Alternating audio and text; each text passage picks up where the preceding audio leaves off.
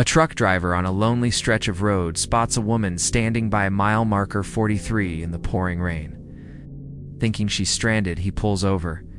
But when she vanishes into the darkness, strange things begin to follow him. Shadowy figures in his mirrors, a voice whispering his name on the CB radio, and an old police report that reveals something horrific happened at that very spot years ago. By the time he understands who she really is, he's already too far from safety, and too close to her.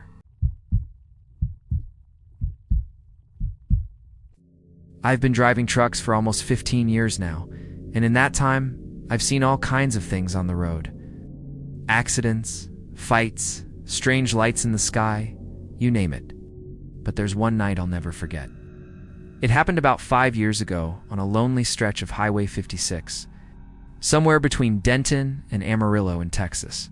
People call that part of the road the Dead Mile. I never believed in the stories people told about it until I drove it myself.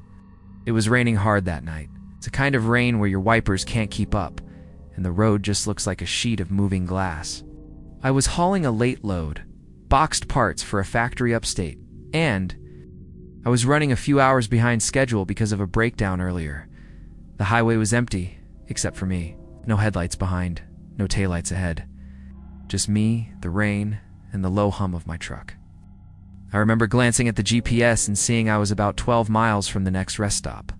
I was thinking about making it there before grabbing a quick nap. That's when I saw her. She was standing on the shoulder of the road, right next to a weathered green mile marker. 43. At first, I thought maybe she'd been in an accident. She wasn't waving, though, just standing there. Her dress was white, soaked through, clinging to her like she'd been out there for hours. Long, dark hair hung over her shoulders, plastered against her face by the rain.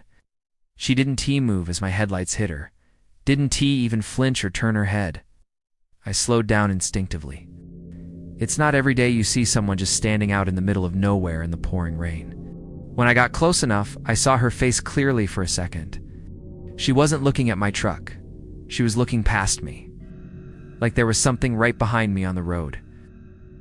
I pulled over about 30 feet ahead and threw on my hazards. I grabbed my flashlight, jumped down from the cab, and called out to her over the sound of the rain.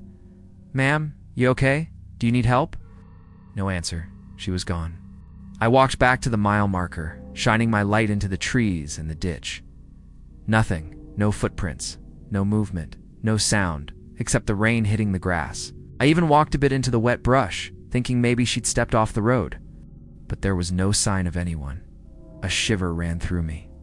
I don't scare easy, but there was something about the way she'd been standing there, so still, that felt wrong. I decided maybe I was just tired and seeing things. I got back into the truck and kept driving, but it didn't end there. About 10 minutes later, I caught movement in my side mirror. At first, I thought maybe my eyes were playing tricks on me, but then I saw it again. The faint outline of someone walking along the shoulder, keeping pace with my truck. I hit the brakes hard enough to make the cargo shift behind me. The figure stopped too, just barely visible in the rain through my mirror. That's when my CB radio crackled to life. A voice came through, soft, like it was whispering right into my ear. "Why did you leave me there?" I swear my heart stopped. My CB wasn't tuned to any active channel, and I hadn't touched it all night. The voice wasn't any driver I knew. I floored it, pushing the truck faster than I should have in the rain. I just wanted to get to that rest stop. When I finally pulled in, I was shaking. The lot was empty, except for a single sedan parked by the edge of the lot. I didn't care. I killed the engine, locked the doors, and sat there for a while, trying to calm down. That's when I noticed something strange. The passenger seat, which had been empty when I left the last stop hours ago, was wet. Like someone had been sitting there, dripping rainwater. I didn't sleep that night. The next morning, I decided to ask around about mile marker 43 when I stopped for breakfast at a small diner down the road. The waitress froze when I mentioned it. She told me about a woman named Claire. Back in 1998, she'd been driving that stretch of highway late at night when her car broke down near that very mile marker. She called for help from a payphone at a gas station, but when the tow truck arrived, her car was empty. They found her body 2 days later in a ditch half a mile from the road. The strangest part, she was wearing a white dress. Nobody knew exactly what happened to her. Some people thought it was a robbery gone wrong. Others said it was something worse. The locals claimed that if you drive that highway alone at night, especially in the rain, she appears, not to get help but to bring you with her. I didn't want to believe it, but that wet passenger seat, I can't explain that. I've taken that route maybe twice since then, always during the day and never in the rain. But I'll tell you this, every time I pass mile marker 43, I keep my eyes on the road. I don't look to the side, because I'm afraid she might still be standing there waiting. One cold night on a rural Japanese highway, a truck driver saw a young boy standing alone, crying on the roadside. Thinking the child was lost, he stopped to help. But nothing about the boy felt right. The boy wouldn't answer questions. He wouldn't look up. When the driver finally decided to get him to safety, he realized something terrifying. The boy was never alive to begin with.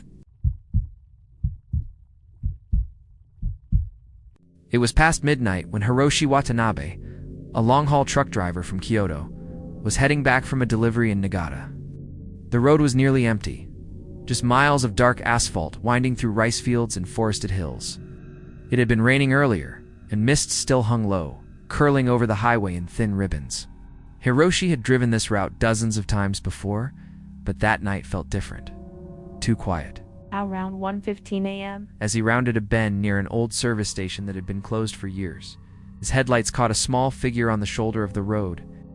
It was a boy no more than 7 or 8 years old, standing perfectly still in the drizzle. His school uniform was soaked, his white shirt clinging to his thin frame. What stopped Hiroshi's breath, though, was the sound. Even over the hum of his engine, he could hear the child softly crying. At first, Hiroshi thought it must be some kind of horrible mistake. Maybe the boy had been left behind by a family member's car or wandered away from home. This stretch of highway was dangerous at night, and the next town was several kilometers away. Without thinking twice, he pulled over and flicked on his hazard lights. Hiroshi stepped out into the cold air. "Hey, are you okay?" he called in Japanese, keeping his voice calm so as not to scare the child. The boy didn't answer. He just stood there, head slightly bowed, shoulders trembling. The crying was faint but steady, like it was coming from somewhere deep inside him. Hiroshi walked closer, about 2 meters away now. "It's all right. I can take you to the police station, or we can find your parents. What's your name?" Still no response. The boy's face was hidden beneath the shadow of his damp, overgrown hair. His hands were hanging limply by his sides. Hiroshi felt uneasy. Something about the way the boy was standing didn't feel right. Too still, too heavy for such a small frame. But he couldn't just leave him there. "Okay," Hiroshi said softly. "Let's get you warm. My truck is right over there." He reached out gently, intending to guide the boy toward the cab. But just as his hand brushed the boy's shoulder, the crying stopped, completely. The boy slowly lifted his head. Hiroshi froze. The child's skin was pale, not just from the cold, but an almost grayish white, like wet paper. His eyes were not the dark brown of any normal Japanese child, but a cloudy, lifeless gray, and they stared right through Hiroshi as if he wasn't there. A chill ran down Hiroshi's spine. His instincts screamed at him to back away. Without a word, the boy turned and began walking, not toward the road, but straight into the dark embankment, toward the trees. No sound of footsteps on the wet grass, no rustling, just silence. "Wait," Hiroshi called after him, but the boy didn't slow. Against his better judgment, Hiroshi followed a few steps. When he reached the spot where the boy had stepped off the road, his stomach dropped. There were no footprints. The grass was undisturbed. And just a few meters ahead, the slope fell away into a steep ditch. Easily a 5-meter drop. If the boy had walked that way, he would have fallen. But there was no sound, no movement, nothing. Hiroshi's hands were shaking as he hurried back to his truck. He slammed the door shut, locked it, and sat there for several minutes, headlights cutting into the empty highway. The mist was thicker now, swirling in the beams. He told himself to just drive, to get away from that place. But as he shifted into gear, he glanced at his side mirror and saw him. The boy was standing on the shoulder again, exactly where he'd been before. Same posture. Same crying sound faintly carrying over the engine noise. Hiroshi didn't stop this time. He pressed the accelerator, his heart pounding until the boy disappeared in the darkness behind him. When he finally reached a small rest stop 30 minutes later, Hiroshi went inside to calm himself. There was an older man behind the counter, brewing tea. Seeing Hiroshi's pale face, he asked if something was wrong. Hiroshi hesitated, then told him what had happened. The man listened quietly, nodding slowly. When Hiroshi finished, the man sighed. "That boy has been seen here for over 20 years, he said. He died in a car accident near that service station in the early 90s. His parents never found his body. Some say he's still trying to get home. Hiroshi never took that route again at night.